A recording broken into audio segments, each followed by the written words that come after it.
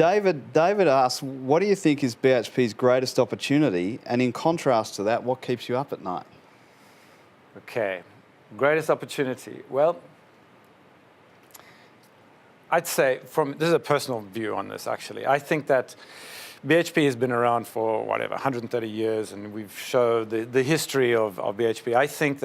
I feel the personal accountability to continue the story that has been.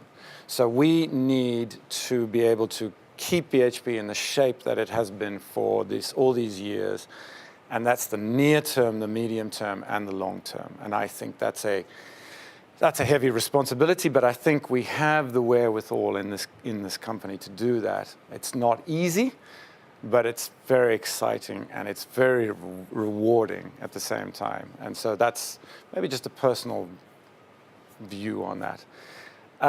Look, what keeps me up at night? Well, two things really, and anybody in BHP is going to give you the first answer, because this is the way this place works. The first is we need to keep our people safer than we've had.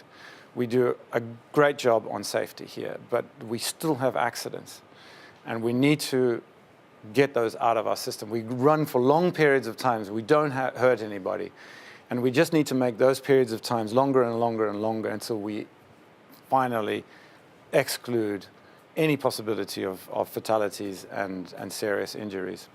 The second thing which keeps me up at night is, of course, the world and China, and there is a lot of interesting things happening at the moment, and Trump and so on, and North Korea and so on. So I think that those are things you can't control, and I really shouldn't stay up at night worrying about things I don't control. But you're not alone, Peter. Yeah, that's another little problem. But in the event that those things happen, BHP needs to be in shape to manage those things.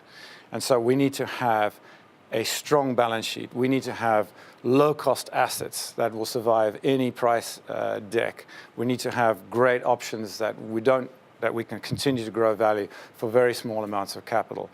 And I think we are in that place today.